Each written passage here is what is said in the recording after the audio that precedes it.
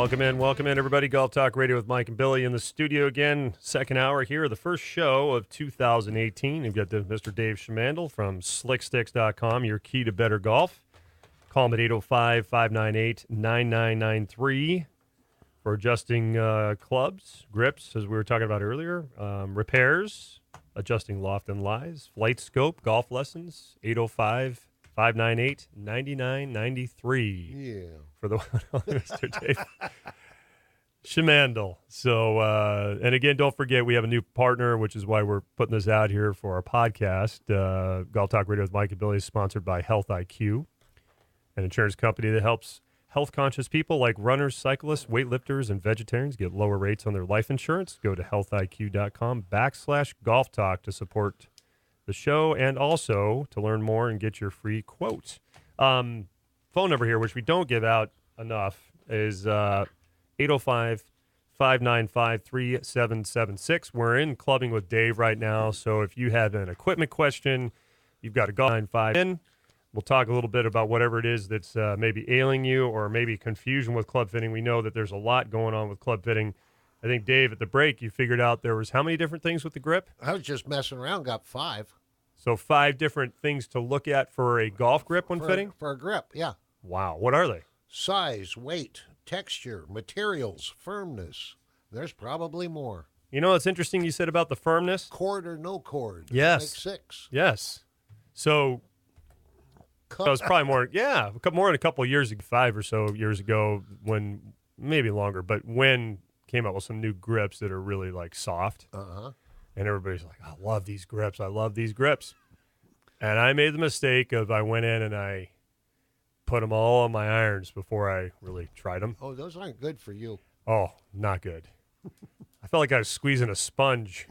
Like when I was swinging, it just felt so odd. So we talked about in the first hour about club fitting, and we talked about grips being listed near the end of the importance level of club fitting, which that baffles me, maybe because of what I just said. But man, I went straight back to the multi-compound. I was like, give me the cement. I don't want the softness on my grips like that. Well, and one thing a lot of people don't think of is the soft grips, and you're a strong player. Yeah. And, there's a lot of torque going into your swing, and with a soft grip, that club will actually, even though your hands are secure on the grip, the club will actually twist under the grip. And see, that's what I was feeling. Yeah, it'll go loop.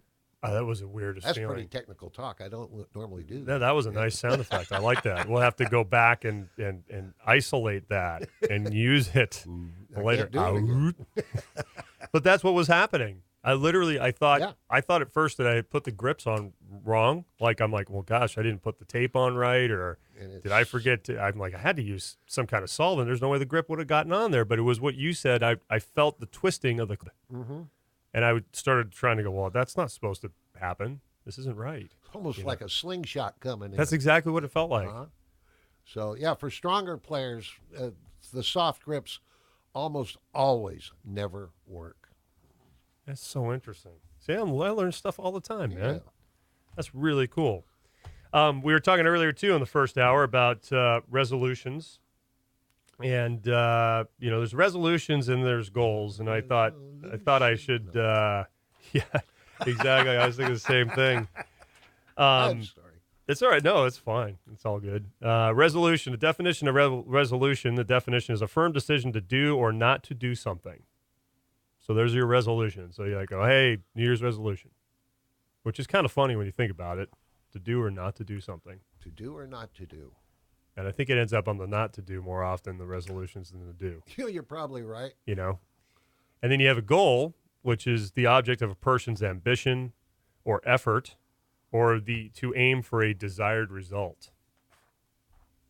So they are different in some ways. You make a resolution to achieve a goal, maybe. There you go. Yeah. Like my resolution would be I'm going to play more golf. My goal is I want to get my handicap to +4. Hey. I'd lose my job. Shoot high, baby. I'd lose my job. Yeah, but you have fun making birdies. That's true. You never get too old making birdies, right? Well, they say anybody that's a good player is neglecting his work. Yeah. That's See, very I can take pride in that. I can take pride in I'm that. working hard. I'm working hard. It's obvious. So, it's funny. We just recently, where I'm at, the Paso Robles Golf Club is now in the Northern California section of the PGA.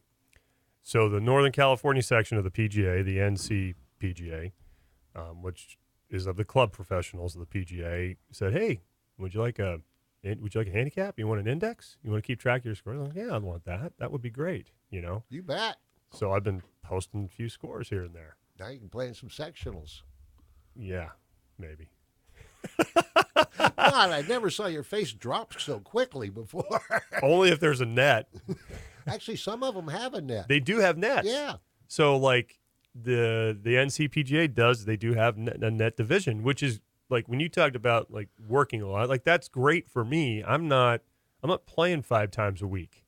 So for me to go play in a sectional with guys that maybe are teaching, they got more flexibility, they can play, they can practice every day. They, and they're plus handicaps.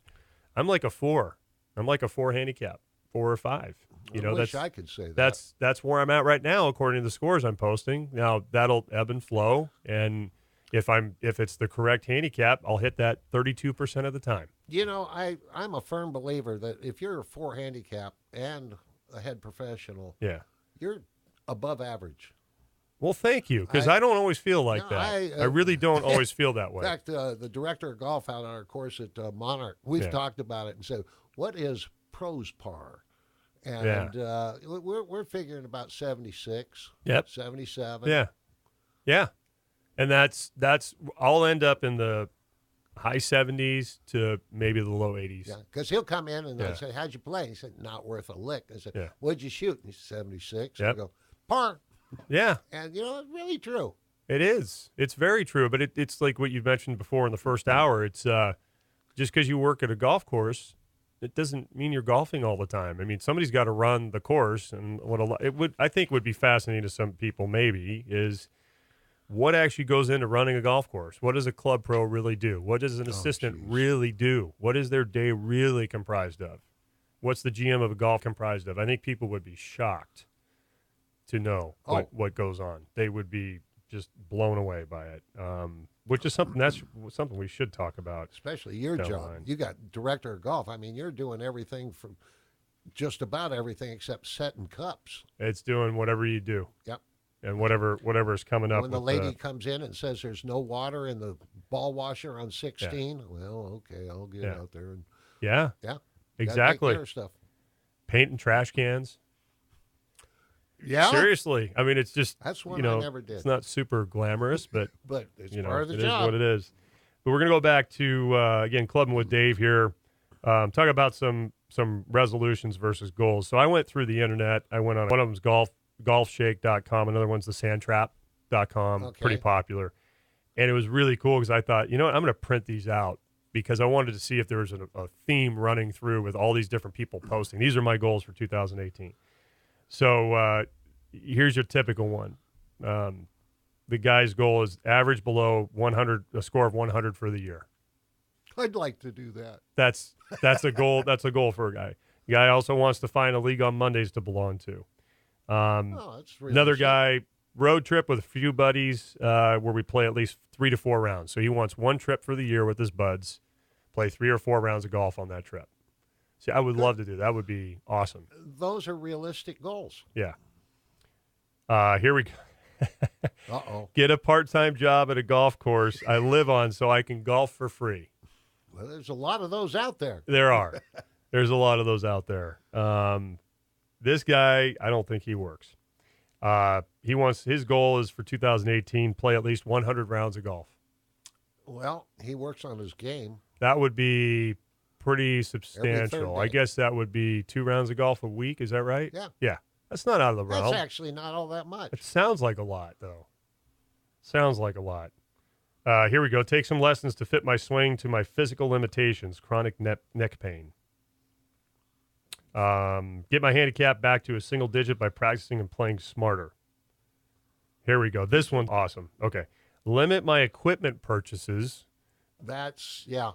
I mean, Is he going to be able to fulfill his goal. That's a, He that's looks a, at that new driver and says, "Ooh, but for $400, well, and I might hit it a when he yard sees farther." the twist face Oh, thing well, or whatever, he might go, well, that's so different. I gotta I have have to. it. This guy, I think, is an engineer. Listen to this. This is a continue refining shallow motorcycle turn pivot, working better in conjunction with arms, shoulders, wrists, conditions, rates, less thinking through swing, more athletic dynamic, and play more.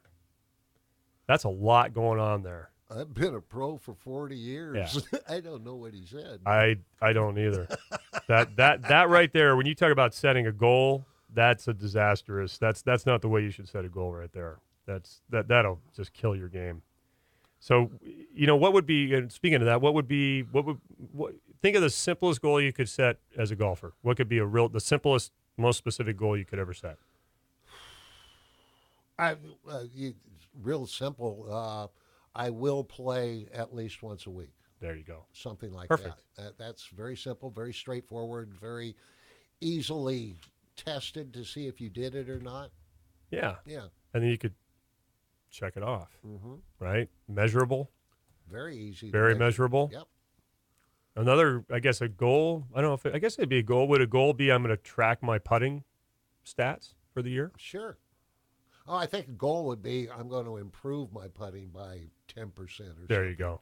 What you'd need to track your But then stats to know. You would have to track it to achieve it. Yeah. Yeah. Or to see if you achieve it. Yeah. I like this one too. Here's another goal. Play 2 times a week, practice 3 times a week with in-home practice when outside not possible. I think that's realistic. I think doing practice at home, even without a golf ball, is probably one of the best things that people can do. I tell people that all the time, especially when they make grip changes. Yeah. I say you can sit in front of the TV and just hang on to a golf club and make that start feeling more comfortable. Yeah. Yeah. Even the slow motion swings to feel the end of the backswing. Yep. Feel the finish. Hitting positions. And yeah. I think that's huge. Like then, having people will try to, I know instructors will try to have people hit the ball in positions and or make your swing as slow as you possibly can. Most people, even when you say make it as slow as you can, it's nowhere close. Nowhere close. Yeah. It's hard to do. Oh my gosh, it's so hard. It's real hard. It's unbelievably hard to do. I remember I had a coach who would have me do my backswing, and he'd have me stop at the top of my backswing, and then I had to strike the golf ball from the top of my backswing in a still position. That's not easy. That is one of the hardest drills. That is not easy. No, but when I started getting it, striking I ever had. I want to see you hit driver 100 yards with a full-size swing. Oh, man. I mean, you got to get the club parallel up at the top and full finish, but only 100 yards. I can do it with a half swing. Well, actually, I can do it with my full swing. So you're pretty. This is one you'd like too, probably, Dave. Quit buying equipment except for a driver. Reshaft my clubs as needed. And to do that, call 598-9993. There you go. There you go.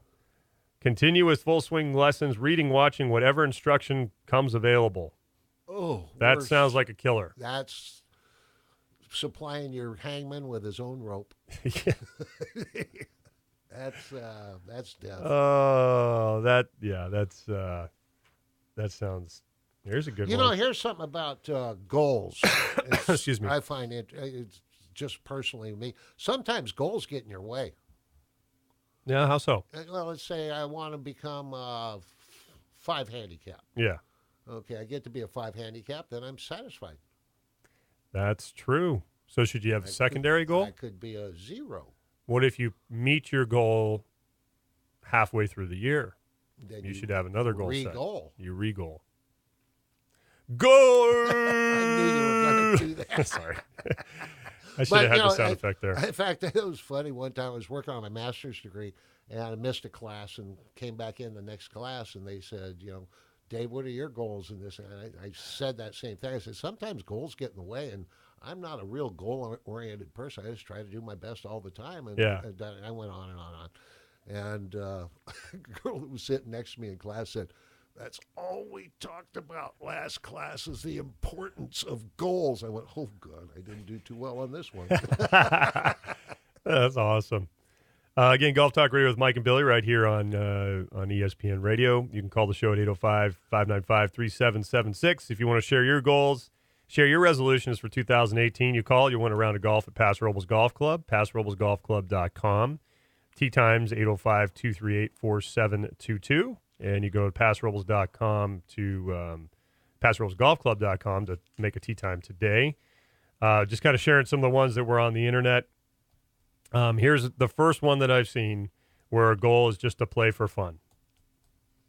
And I think that's so important. It's hard to do. I want to play fun, my home golf course, and even in important tournaments, I want to play for fun, excuse me.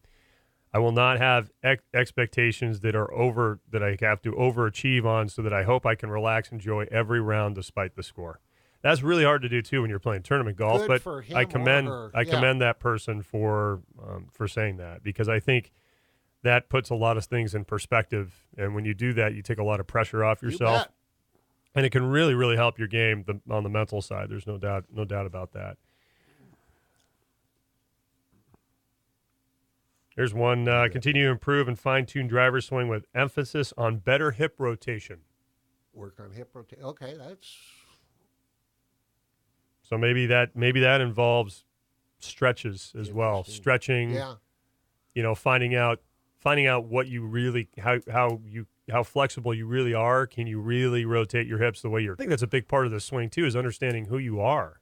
What is it? What are your limitations? Yeah, it's huge. Because if you sit there and you watch the tour players, I mean, most of us can't copy what the tour players are doing. Period. Oh, look at Justin Thomas. Yeah, he's on his tiptoes at impact. Yeah. That's insane. There isn't a person on the planet. I still have the vision of Dustin Johnson's left hand in my mind from watching him at the Masters. Uh-huh. Oh my gosh, the big bow, but his back of his left hand, I'm facing him. His whole back of his left hand's facing me. Mm-hmm. At his setup. It's incredible. I'm like, how's that possible? He's pretty good. He's too. really strong. That's super duper strong. So. I want to remind you that this segment of the show, Golf Talk Radio with Mike and Billy, is brought to you by Mr. Dave Shimano, sitting across the board from me here at slicksticks.com. Call him for clubs, grips, repairs, adjusting loft and lies. It's Slick Sticks and 805-598-9993. We're going to take our first break of the second hour. We come back. We'll have Jim DeLobby. He's calling from Utah. Grandpa Jimmy, you want to remember that, remind you guys, Golf Talk Radio with Mike and Billy is sponsored by Health IQ, an insurance company that helps health-conscious people like runners, cyclists, weightlifters, and vegetarians get lower rates on their life insurance. Go to healthiq.com/golf talk to see what you can qualify for or learn more about healthiq.com today. We'll be right back. Is licorice a vegetable? That's a good question. We'll have to look that up at the break. I could get some rates. There you go. We'll be right back. Golf Talk Radio with Mike and Billy on the Golf Talk Radio Network.